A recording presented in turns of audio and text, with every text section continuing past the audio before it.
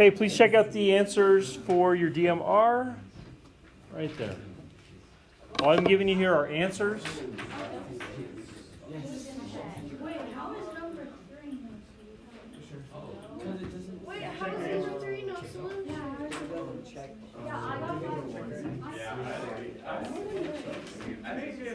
I didn't really specify a notation there. I think that's a really good notation, but I think, yeah.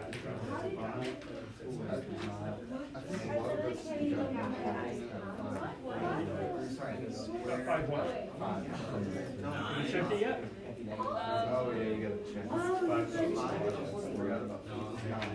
Yep, so when you square both sides, it creates issues potentially. I think an issue is created here. Josh. Yeah, what's up, Trevor? What? I thought I'd try it, so. Looks good over here. This big issue over here, we need to for sure talk about why this isn't that.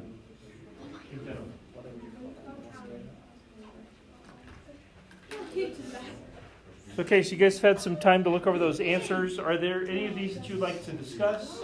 See done? Number 3. Number 3. Okay. So number 3 starts off, says solve. We've done these. And so I would say kind of a standard approach to number 3. You okay? Yeah. Okay. Standard approach to number 3 would be to get the square root, get the radical isolated first. And so to do that, I would add 9 to both sides.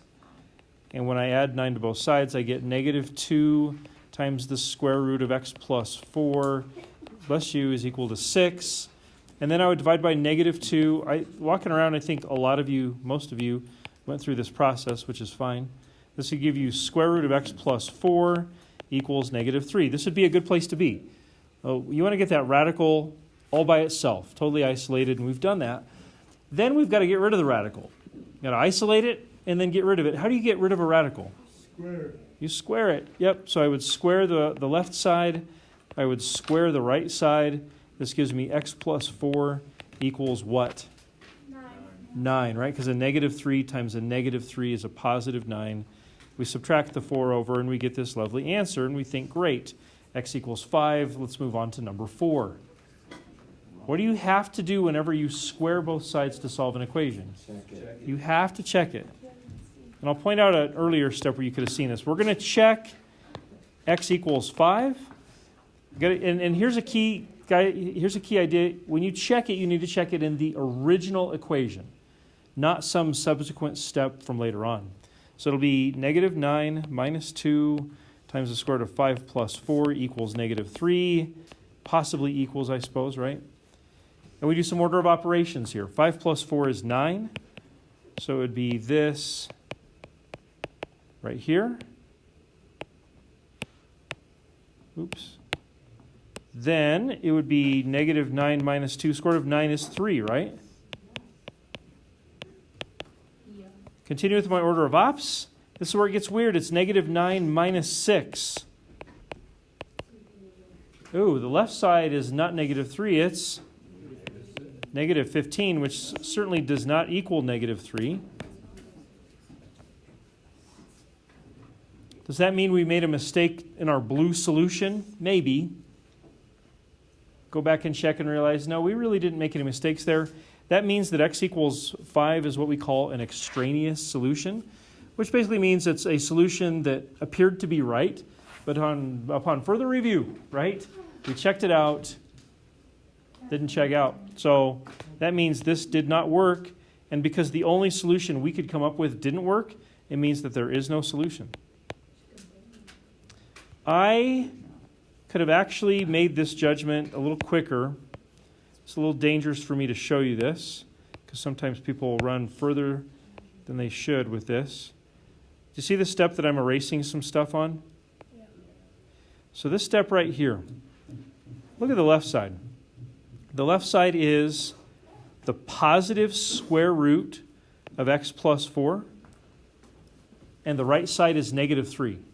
So how on earth could the positive square root of x plus 4 equal, bless you, a negative number?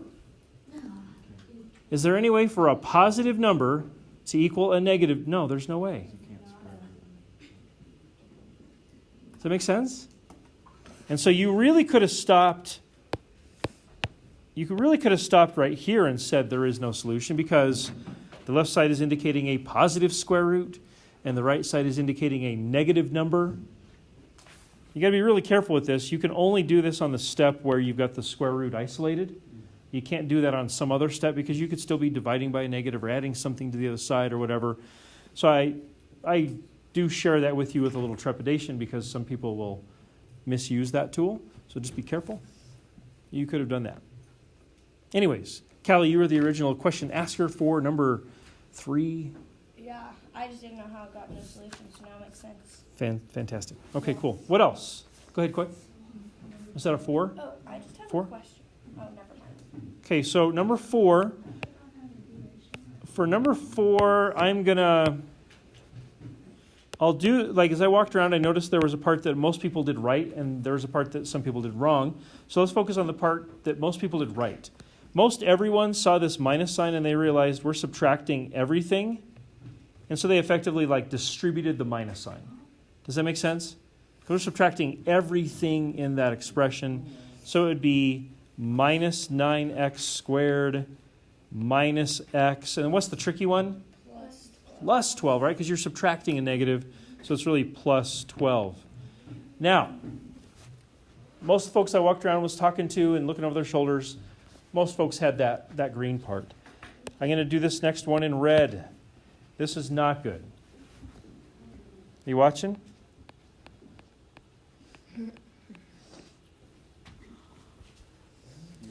If you did that, what that tells me is you squared the 2x and you squared the negative 5, and you called it good. Remember, please, so this is not good.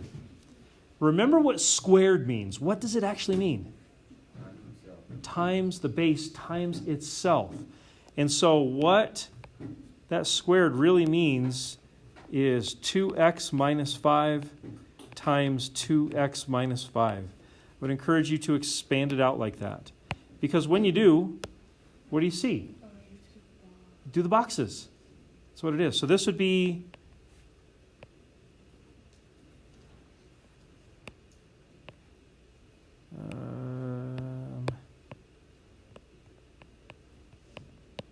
2x minus 5 times 2x minus 5. Let's see what happens. 4x squared minus 10x plus 25, right? And so those two middle terms end up being 4x squared minus 20x plus 25. So whenever we make that mistake, we typically lose the middle term. Anyways. And then minus 9x squared minus x plus 12. So Coy, at this point, we would look for our like terms and try to combine our like terms. It looks like you're okay with that from there? Yeah. So, go ahead. Yeah, my brain just shut off. Okay. So you're good now. Anybody want me to keep going with number 4? All right. So 1 or 2? I saw a lot of people for 2 had some answers. There should be no answer. Do you understand why? I hope you do. Negative 2 does not equal 0. You X's that out and you get something like 2 equals 4, right? And 2 does not equal 4. So there's no common point between those lines. So, okay, can we go slightly deeper with number 2? Yeah. If number 2's answer really is no solution, what kind of lines are those? Say again? Parallel. Because parallel lines never do what? They never intersect. So there's no solution, right? Remember, with a system of equations, the intersection point, like where the two lines actually cross each other, that's the solution. If they never cross, there's no solution. Anyway. Any follow-ups, anything else? Okay, awesome. I hope that you guys will learn from the DMR quizzes that I just handed back to you. I think there's a lot to be gleaned from that, so please do use those to study. All right, so number 1, we are going to do at the board. So find a spot, find a marker. Please try number 1. Guys, listen up, please. What I want to do here, I want to go through this. We'll get a solution. Listen, oh my goodness. I'm going to do a little bit more than just present a solution. I want to kind of take you through some diverging roads and some things that could have happened and what would you do if those things did happen, that sort of thing. So check this out. I am super proud. You guys did a really good job of getting to standard form. So gentlemen in the back there, Coy, there's no need to be erasing anything right now. I just think you should listen and watch and ask a question if I do something that doesn't make sense or if you just have a clarifying question. You guys did a good job of getting to standard form. Most folks did this, 4x squared plus x minus 3. Do you see how I added 4x squared to both sides? Yeah. The problem is there were a few folks that's all they wrote. What did I lose? Equals 0. I lost the equal sign, and that is a huge deal. So look at your work. Like if your equal sign at any point just disappeared, Yes. you got a little problem. So it should be this equals 0. That's standard form. So please, I know in middle school or elementary school, sometimes it felt right that when it was equals 0, the equal sign just disappeared maybe. Should never disappear. Quick. So I didn't write the 0, but I still knew it was there in my mind, and I got the right answer. So what if, like, on a test, I don't put the Math is about, so you said it so well. You said, I didn't write it, but I thought it. You said it really, really well. This is a really important thing. Math is learning about how to take mathematical thought and putting it on paper or a keyboard or whatever.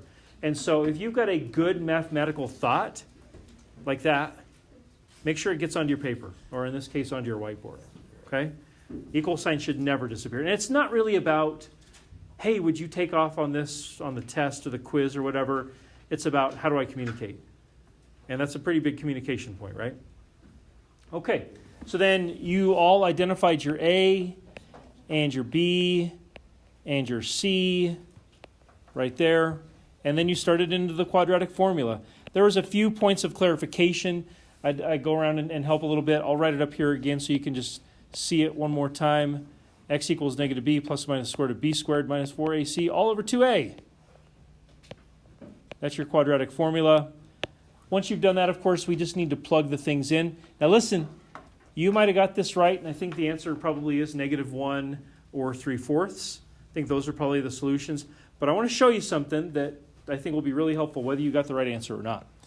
So here we go. X equals, b was 1, so it would be -1 plus or minus the square root of 1 squared minus 4 times a times c all over 2a. So I got that. I just plugged everything in where it's supposed to go. Any questions? Wait, real fast. So once you have the minus or equals 0 at the beginning, you don't need it anymore. Well, here, I'm using a formula now. Okay. I'm taking all those coefficients and I'm plugging them into a formula. And I'm still solving for x, right? I've got x equals. I've created a formula, a new equation to help me solve the original. Hey, guys in the back. Hey, let's check this out. I hope that this doesn't slip past you. I'm not going to try to shoot it right on past you. I'm going to try to put it right out there in front of you so you can catch it, okay? Check this out. A lot of you did this right. A few did this wrong. Please notice something I'm about to write.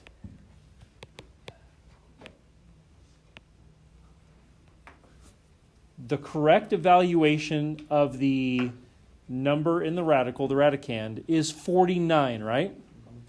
There were a few folks, just through some, simple arithmetic errors, whatever it might be, had this. What? Now listen, they basically, instead of 1 plus 48, they had 1 minus 48, right? I mean, it's a very small error, easily fixable, right?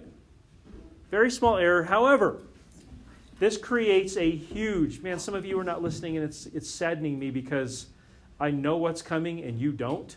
And if you're not listening now, it's going to go right on past you, and you're going to be like, whoa, gee whiz, Mr. Anderson, you never told me about that. I'm telling you about that.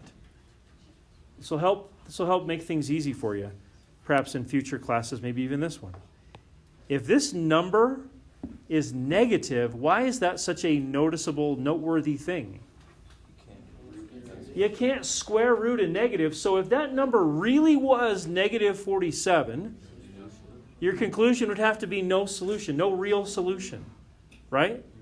So if you ever got something like that, if that number on the radical is negative, you'd immediately stop and say there's no real solution. You wouldn't have to do anything else. You would just stop. Make sense? Okay, so that, of course, is not really what it is. It's really 49, so that made this something that did have a solution. The way we finish is to recognize that the square root of 49 is 7, so it'd be negative 1 plus or minus 7 over 8. And then I'd split it up, negative 1 plus 7 over 8, or negative 1 minus 7 over 8. This gives me 3/4, because it's 6/8. This one gives me negative 1. Those are my two solutions for x. And I'm done. It looks like you all, most, if not all of you, got that right. So, well done. Any questions? Okay, awesome. So I got one more here for you guys to check out. This one is a little bit of an application question. Maybe you've seen it coming up. It's number 2. Yeah, I know. This one's big. Give you a minute to read it over. We'll talk about one key piece of it. Calculator's active. You want to see what I got? A squared is bx plus c plus c equals 0. Okay, so listen. As I listened, I said, what's the standard form of a quadratic? I heard several folks say that. I heard a couple folks tag on the rest of it, because that's not it. Standard form of a quadratic is ax squared plus bx plus c equals 0. Standard form of a quadratic equation is that. So I ask you, like, you look up there at that height equation for this object above the ground. Maybe it's a rocket or something. Do you see that in standard form? No. It's not. I mean, it certainly is. You can clearly see that the t is like an x, right? So it is at squared plus bt plus c, but it certainly doesn't equal 0. It equals h. So how do we get to standard form? Subtract. Well, then I've got an extra variable over there, right? Yeah. It wouldn't be in standard form on the other side anymore. What's the piece of information we need to use to help us get to standard form? It's in there.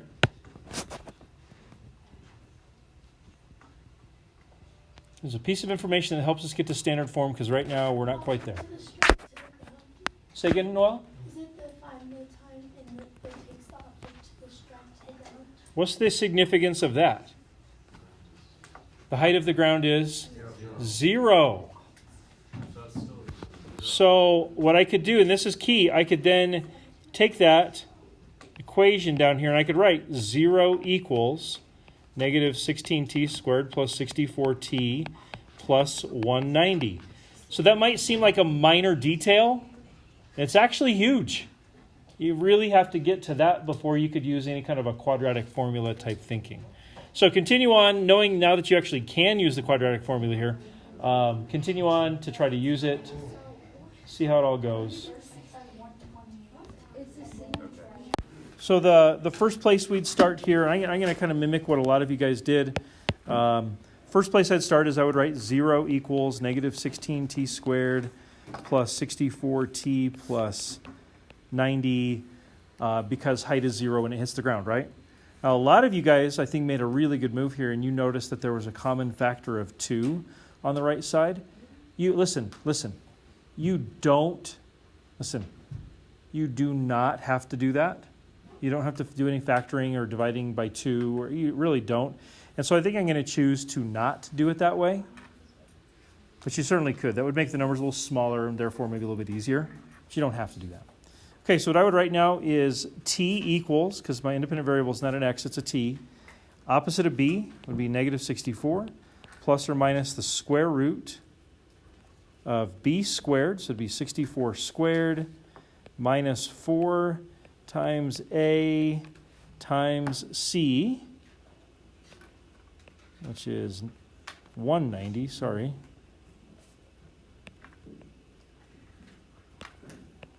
All over 2a be 2 times negative 16. So I'll need a little bit of help here with the arithmetic, and maybe we can kind of peek at the board to help us with this. T equals negative 64 plus or minus square root. So 64 squared. So I'm looking back there at that blue one. Is 16,256, I think, is right, isn't it? Yeah. Okay, so this would be 16,256, all divided by negative 32. There were some folks that said, well, should I stop right there? Like, is that kind of my answer? And I would say definitely not. Definitely not the end to it. So I'm going to, you guys see the blue one right in the middle back there? They've definitely made an error with that cancellation. So here's what I'm going to do. I'll write this down up here. I'll write T equals, what I'm going to put in my calculator is negative 64 plus root 16,256 over negative 32, or negative 64 minus that same square root. We're not there yet on the whole canceling things, and that's not a good cancel there. So I would encourage you to not. A lot of you are doing that. Gosh, a lot of you did that. Please don't do any vertical, like fraction-y canceling things. We're not there yet. Okay, so in the calculator, so I to use the calculator, my writing has to go away. So you guys got it as far as what I'm going to put in there? So I will put, I'll go something like negative 64 plus square root of 16256 divided by negative 32. And the calculator tells me negative 1.98 seconds. That negative time is kind of weird. What that means is the object hits the ground about 2 seconds before it got dropped or thrown. That doesn't make any sense, right? So it's not like if I throw something in the air, like 2 seconds before I release it, it hit the ground. It doesn't make any sense, right? So a negative time here really is not, really not realistic. Positive time, though, would be. So it'd be, the other one would be negative 64 minus that same square root, 16256 divided by negative 32. So now I'm really hoping I get a positive number, and I do, 5.984344. So does that make sense that if I throw something up in the air, I have to throw it pretty high, about 6 seconds later it hits the ground? That actually makes sense. The whole negative 1.9 doesn't really make any sense. And so I would look at this and finish off by saying, I've got all that good work to go with this that I had before. I would say T equals, 5.98 seconds is how long it takes for the object to actually come back down and hit the ground. Does that make sense? So try not to let, like the number one thing that I saw as I was walking around and listening to you guys is you guys were freaked out of the big numbers, weren't you? Yeah, I was like, oh my gosh, I would prefer 3s, 4s, and 7s, Mr. Anderson. This 16,000 stuff, keep in mind, you've got a calculator. You've got the right tool for the job. You can navigate. Please don't pack up. Why are you packing up? Don't. You can navigate it, right? You can certainly do that. So you guys got a good taste of this. I thought that first one, you guys just about nailed that thing down perfect. It was really, really good. This one in context was a little bit tougher. The bigger numbers, maybe the fact that it was an object being thrown threw you off. But realize it's still just a quadratic. Don't let the big numbers change your approach. It should be the same approach. You guys have any questions at all? So here's what tomorrow is going to be like. Tomorrow, we're going to do a lot of practicing from this perspective. Listen, please. The quadratic formula will still be in play for sure. But it's going to be more of a, what is the right tool for the job? Do you remember the hammer analogy? We're going to put all the hammers in play here. Which one is the best one for the job? We're going to talk about how you could be most efficient so that you're not wasting time trying to work through this. Okay? All right, have a great day. See you tomorrow. Good job. Are we going to get consequences until that?